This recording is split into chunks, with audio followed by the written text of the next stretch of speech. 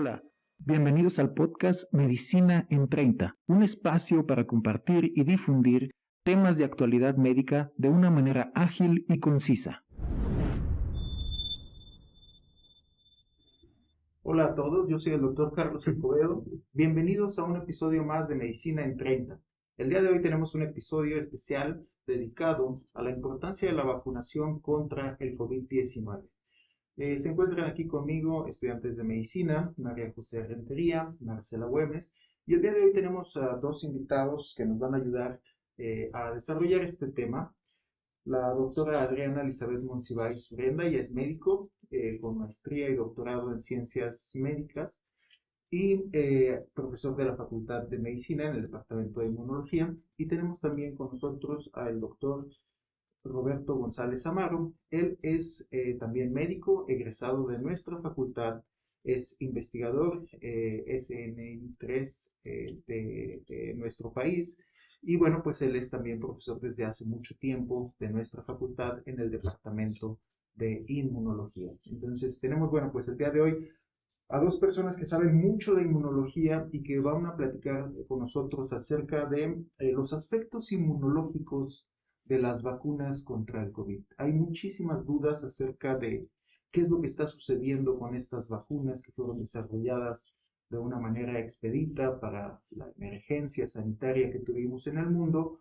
Y bueno, pues la verdad es que el conocimiento se ha generado en dimensiones descomunales en los últimos años y a veces entenderlo, tener acceso a toda la información es un poco complicado y bueno, por ese motivo el día de hoy tenemos a dos expertos que nos van a ayudar a desarrollar este tema y resolver dudas de los médicos acerca de este tema.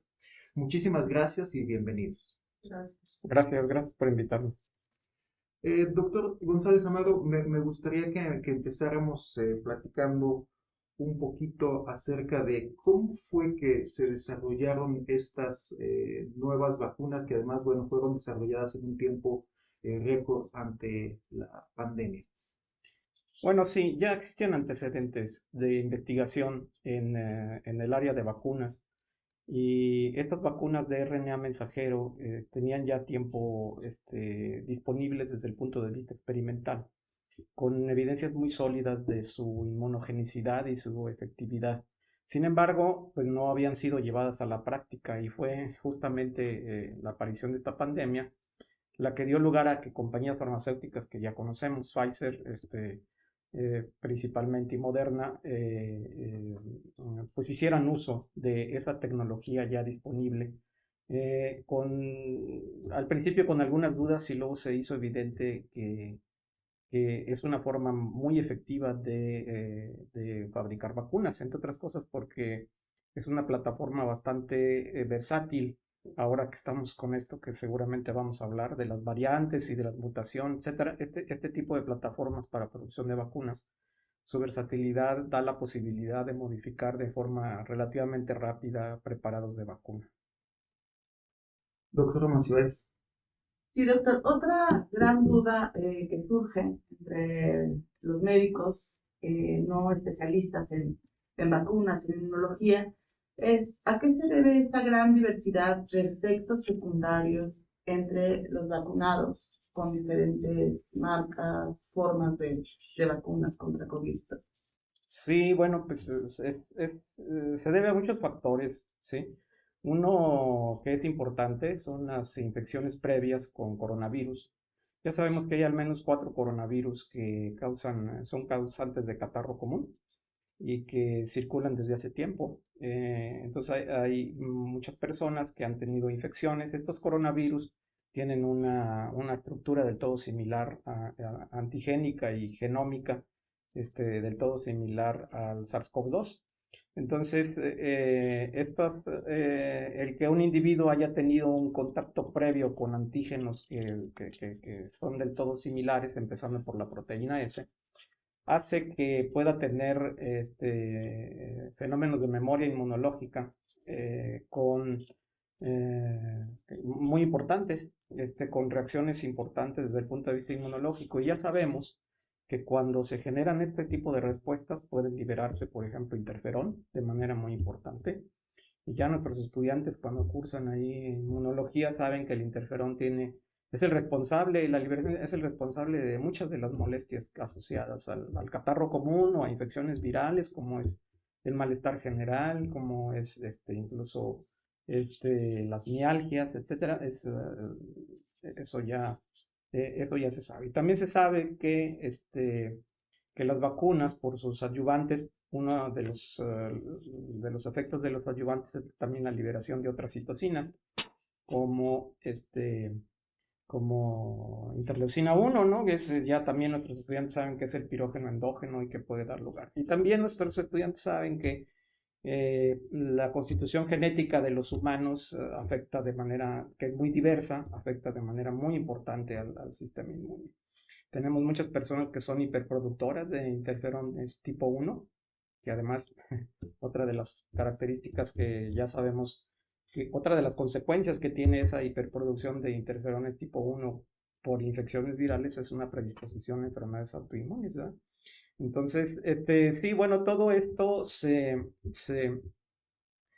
pues se asocia con la edad, con el sexo, todos estos factores que afectan a la respuesta inmune finalmente van a afectar al tipo de respuesta, a la magnitud sobre todo de la respuesta, y eso va a dar lugar a que hay algunas personas que le ponen la vacuna y hasta dudan que le pusieron algo, dice, porque es que ni siquiera me duele, o sea, a lo mejor me pusieron algo que ya no estaba activo, ¿verdad? Y no es así, seguramente que no es así. Y en cambio hay otras personas que al otro día de la vacuna,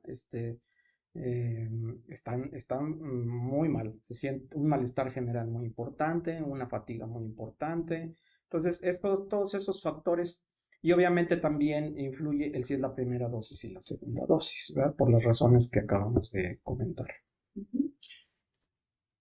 ¿Por qué entonces se dice, doctor, que la respuesta inmune disminuye después de algunos meses? ¿Es esto realmente es cierto? ¿Disminuye la respuesta después de algunos meses? ¿O qué es lo esperado?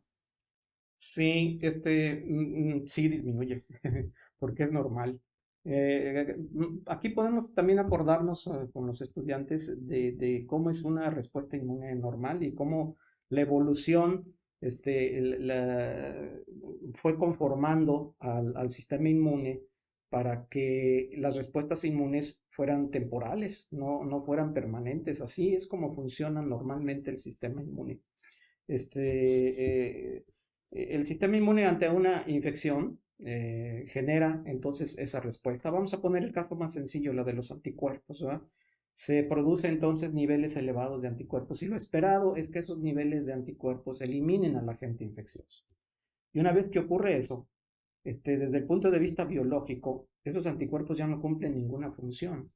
Entonces, el sistema inmune tiene la característica de que de manera normal van disminuyendo esos niveles de anticuerpos progresivamente hasta que se vuelven niveles muy pequeños, ¿sí? Que son fundamentalmente producidos por dos tipos de células, las células plasmáticas de vida media larga y los linfocitos B de memoria. Eso es normal, ¿sí? Eso es lo que debe ocurrir. Si no ocurriera eso, entonces ante todos los desafíos antigénicos tendríamos niveles de anticuerpos muy elevados en contra de todos los agentes infecciosos y de agentes no infecciosos. Y eso haría que tuviéramos a lo mejor el doble o el triple de inmunoglobulinas circulantes, lo cual causaría problemas muy importantes, síndromes de hiperviscosidad, etcétera. Entonces, así funciona la respuesta inmune. Es normal. Y ese primer contacto con el agente infeccioso genera estas células de memoria que son las que van a ser responsables del fenómeno de resistencia. Pero el fenómeno de resistencia no implica que el individuo no vaya a infectarse otra vez con ese. Se infecta otra vez y en cuanto se infecta, la respuesta es de una magnitud y rapidez tal que elimina al agente infeccioso rápidamente, de tal manera que el individuo tiene, si tiene suerte y tiene un buen sistema inmune, tiene una infección asintomática, ni siquiera se da cuenta, ¿sí? Y él piensa que nunca se infecta, ¿sí? Y a lo mejor sí, ¿sí? Y lo más probable es que sí. Entonces, así funciona, ¿sí? Entonces lo que está sucediendo es que a las vacunas le estamos pidiendo lo que la naturaleza no ha creado. Es decir, le estamos pidiendo que alguien con 2 inmunizaciones mantenga niveles altos de anticuerpos por años. Pues es que eso es muy difícil para el sistema inmune, ¿sí? Entonces, en realidad no es que disminuyan, es que siguen su evolución natural. Lo que asegura la resistencia en contra, en este caso del SARS-CoV-2, es que efectivamente se generen estos linfocitos B de memoria y que se generen de una manera efectiva. Ahí, si quieren, luego hablamos un poquito de lo que se ha denominado la inmunidad heteróloga, en donde la infección más la vacuna da una mayor protección en contra de variantes que la vacuna sola, ¿sí? Y esto está relacionado fundamentalmente con la efectividad que esa inmunidad heteróloga que se llama de infección más vacuna en la generación del repertorio inmunológico de los linfocitos B de memoria, que es más diverso, y que asegura una inmunidad en contra de variantes que ni siquiera han aparecido. Muchísimas gracias, doctor. La verdad es que estos conceptos son sumamente interesantes y muchas veces la verdad es que tanto como médicos y como personas en general nos cuesta trabajo entender esto un poco. Creo que ha habido mucha desinformación en este respecto, algunos conceptos inclusive de mercadotecnia, de medir los anticuerpos para saber tu respuesta inmune, lo cual, pues bueno, con esto que nos ha usted platicado nos orienta acerca de que las cosas no funcionan así, ¿no? Es algo diferente. María José, si tienes alguna pregunta de los estudiantes para el Sí, doctor. doctor. Nos gustaría saber qué opina usted acerca del boost con los diferentes tipos de vacunas. Bueno, la primera pregunta que se debería de hacer ante esa pregunta 1 es si realmente está justificado el refuerzo, ¿sí? Y aquí sí yo quisiera aclarar que hablando de estos temas,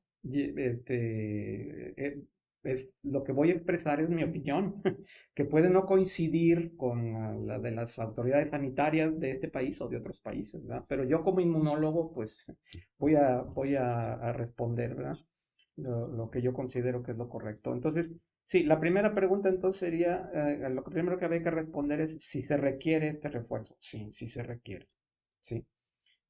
Sobre todo y urgentemente en algunas vacunas, por ejemplo, CanSino o Janssen, ¿sí? Que está claro que la protección que confieren esta dosis única que se administra es de duración corta e inferior a las vacunas, por ejemplo, de ARN mensajero. Entonces, sí, hay que poner el refuerzo. Y luego ya que contestamos esta pregunta es, ¿hay alguna ventaja en administrar como refuerzo una vacuna distinta a la que se administró inicialmente? Y vámonos al caso, por ejemplo, de AstraZeneca, ¿sí? En la vacuna de AstraZeneca, datos muy interesantes generados, por ejemplo, en España de manera reciente, indican que si alguien recibe la primera dosis de AstraZeneca y la segunda de Pfizer, eso genera una protección mayor que 2 dosis de AstraZeneca, ¿sí? 90 y tantos por ciento en el primer caso, 68% en el segundo caso contra infección, ¿sí? Entonces, cualquiera diría, oiga, ¿y entonces para qué nos ponen dos de AstraZeneca? Pues nos ponen AstraZeneca más Pfizer. Bueno, pues son los esquemas que están autorizados. Y la otra cosa que siempre hay que mantener en mente cuando uno contesta este tipo de preguntas es que estamos ante un escenario nuevo, desconocido, ¿no? Hay muchas cosas que no conocemos y que cuando se generan parece como muy lógicas decir, hombre, hubieran hecho esto antes. Bueno, pero es que antes no existía ese conocimiento. Estoy hablando de datos muy recientes, ¿sí? Entonces, cuando empezó el proceso de vacunación era muy frecuente que me preguntaran, ¿qué vacuna me pongo, doctor? La que haya. La que esté disponible, póngasela usted. Y ahora la pregunta que surge es, ¿qué refuerzo me pongo? Sí, porque ya está claro que incluso en este país el día de ayer ya hubo una aceptación por parte de la Presidencia de la República en que habría que iniciar el proceso de refuerzo, ¿sí? Con la que sea. Sí, algunas van a dar un poquito más de protección, otras van a dar, algunas combinaciones van a dar un poquito más de protección, otras menos, pero lo importante es que el personal que está expuesto, el personal sanitario, los inmunodeficientes, las personas mayores, requieren ya, de manera urgente, una tercera dosis. Muy bien. Marcela, si tienes alguna otra pregunta de los estudiantes para el doctor. Sí, doctor, muchas gracias. Y bueno, primero que nada, agradecerle por estar aquí.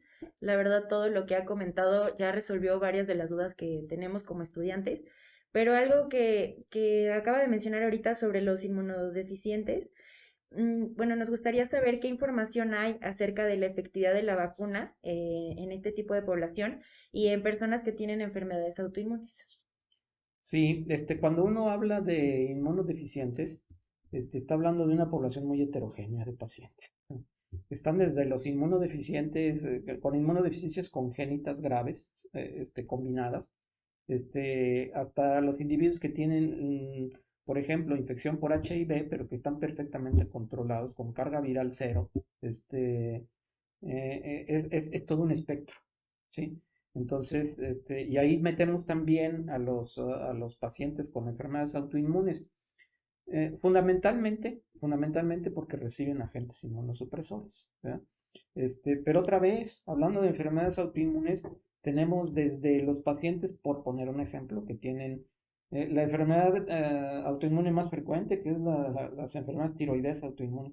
Pero esos pacientes, para fines prácticos, nunca reciben inmunosupresores, porque el tratamiento es distinto, fundamentalmente. Si es Graves, es enfermedad de Graves, pues es con drogas antitiroideas, ¿verdad?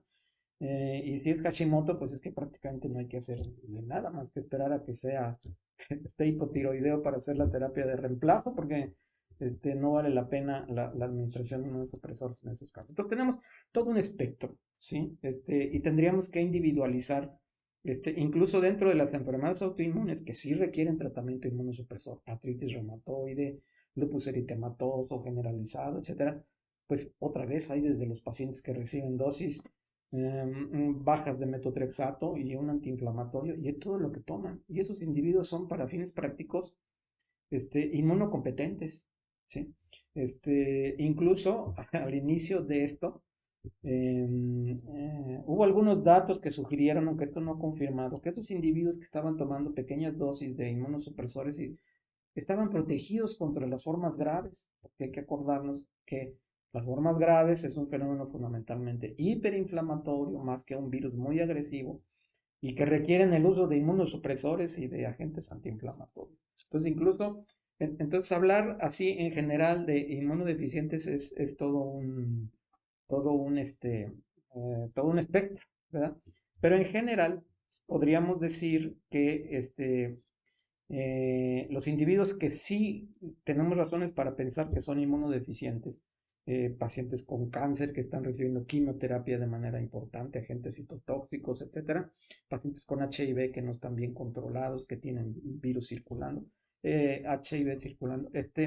En esos casos sí se ha observado que hay una disminución en la efectividad de las vacunas, sin importar cuál se les administre. Y fueron de los primeros grupos que se consideraron para una dosis de refuerzo, por esa misma razón. Sin que aún con la dosis de refuerzo, pues vaya a tener la misma efectividad que en el individuo inmunocompetente. Bien, doctor, muchas gracias. Y como pregunta de seguimiento en este aspecto, lo que nos comentaba de utilizar otra vacuna como refuerzo, ¿podría servir en estos pacientes? Bueno, en esta población. Sí, perfectamente, sí. Muchas gracias. Y bueno, doctor, yendo a un tema que actualmente o que en este momento está causando mucho revuelo e inquietud entre la población, que es la nueva variante, la Omicron. ¿Qué es lo que realmente nos debería preocupar? Porque incluso así lo lo ponen en muchos de los posts en las redes sociales, ¿no? Es preocupante. ¿Qué nos debería preocupar de esta variante? Sí, bueno, todo el mundo está muy preocupado, pero como dijo el presidente Biden, yo creo que hay que preocuparse, pero no caer en pánico. Aunque luego matizó y dijo, bueno, creo que más bien más que preocuparnos, pues hay que ocuparnos, porque preocuparse no sirve de mucho, hay que ocuparse, ¿verdad? Sí, esta variante, bueno, allí a reserva de que me corrijan los virólogos, porque yo no soy virólogo, esta variante tiene lo que llamó la atención de manera así muy importante, es que tiene una gran cantidad de mutaciones, tiene 32 mutaciones comparadas con la variante original, que ya ni siquiera circula, ¿sí? Y tiene más o menos unas 10, 11 mutaciones comparadas con las variantes que estaban circulando, como la Delta y la Delta Plus. Entonces, eso llamó muchísimo la atención que hubiera acumulado tantas mutaciones en tan corto tiempo, ¿sí? Y como la mayor parte de las mutaciones están en el gen que codifica para la proteína S, eso hizo que la Organización Mundial de la Salud pensara que se encontraba ante una variante de gran importancia, ¿sí?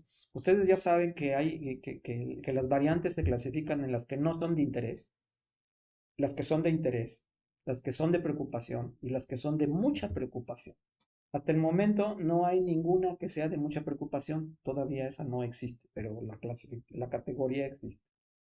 Y normalmente para clasificar a una como variante de preocupación, tiene que haber sido primero variante de interés y una vez que es variante de interés, tiene que cumplir ciertos requisitos para pasar a la categoría de variante de preocupación. Y lo que llamó la atención aquí es que la Organización Mundial de la Salud la puso directamente como variante de preocupación, sin que existan realmente datos que sostengan esta clasificación, porque ni se ha demostrado que produzca cuadros más graves.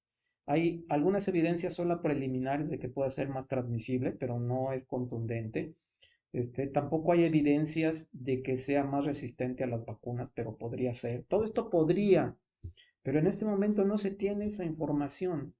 Entonces, incluso tampoco se tiene la información de si va a ser más resistente a los nuevos fármacos antivirales, que ya empiezan a aparecer, al menos dos, ¿sí?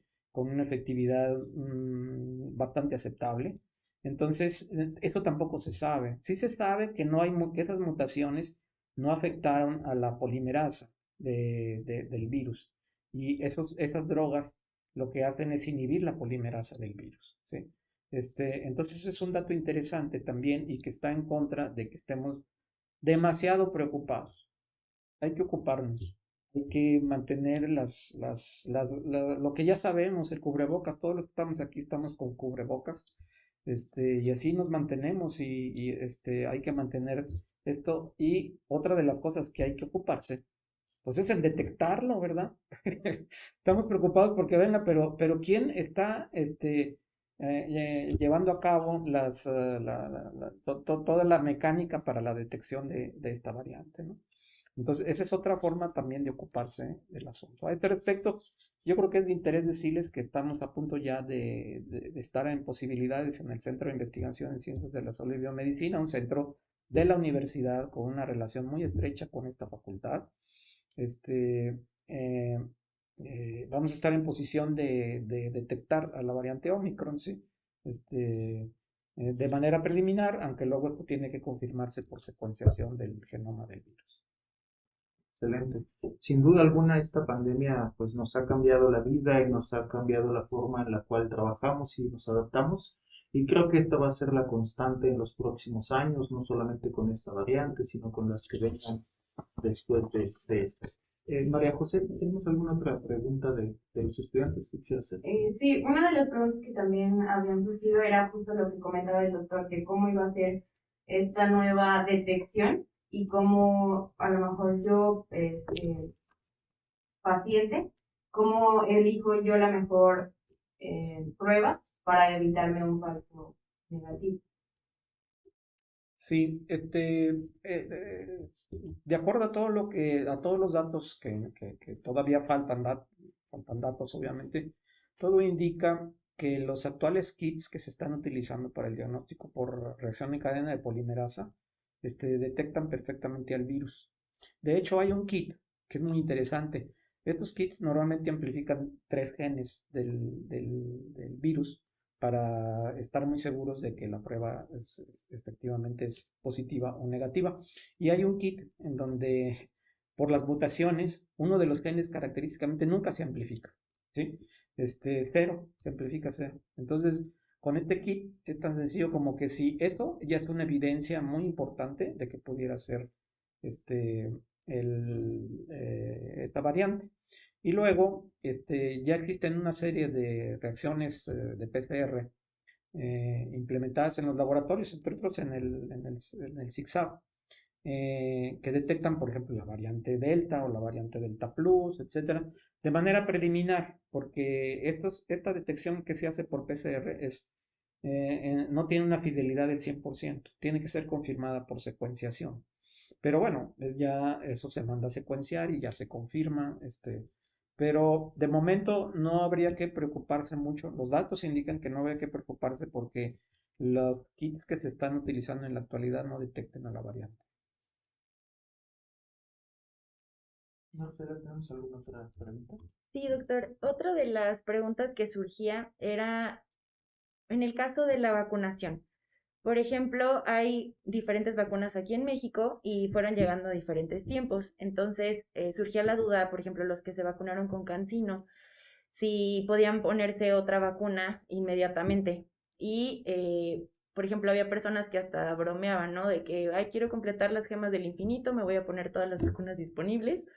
¿Qué nos puede decir sobre ese tema? O sea, ¿tiene alguna ventaja? ¿Cuáles serían las repercusiones en la salud? No, bueno, sí, es interesante el punto, sí, efectivamente. Eh, en CanSino, por ejemplo, sí hay que tener un refuerzo, pero no al otro día. Eso no tiene sentido, ¿sí? Aun cuando tiene una baja, tiene una efectividad más baja que las vacunas de ARN mensajero, por ejemplo, protegen.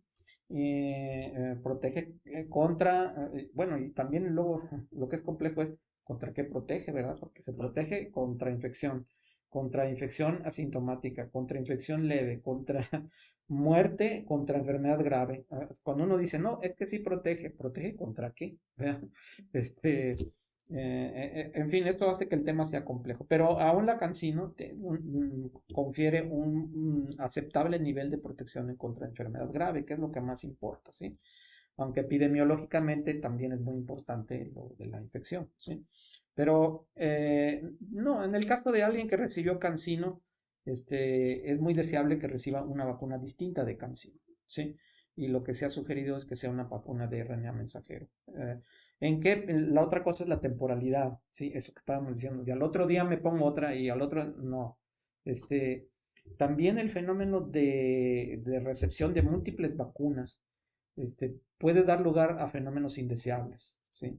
Hay un fenómeno que no se ha descrito afortunadamente todavía en esta infección, la COVID-19, pero que es el fenómeno que se llama en inglés el antibody dependent enhancement, un incremento en la enfermedad dependiente de anticuerpos. Que es cuando se generan anticuerpos que no son neutralizantes y que facilitan el proceso infeccioso, sobre todo de células inmunes que tienen receptores FC. Entonces estos anticuerpos se unen al virus, no lo neutralizan y a través de esos receptores FC, de esas moléculas de inmunoglobulina, los fagocitos, los macrófagos que tienen receptores FC, los captan al virus y eso facilita el proceso infeccioso. Eso se ha descrito de manera importante, por ejemplo, en el dengue, ¿sí? Y la vacuna del dengue, la primera, que fue cancelada, una vacuna que se generó en este país, pero que tuvo que ser cancelada, en buena parte uno de los efectos colaterales era ese, ¿sí? Que daba lugar a una enfermedad más grave del dengue, el que estaba vacunado contra el que no estaba vacunado. Entonces, no es deseable que una gente se esté vacunando, digamos, cada semana, o que como tú lo comentaste, que me voy a poner todas, ¿sí? Para hacer la colección. No, bueno, no, eso no. Tiene que haber una temporalidad.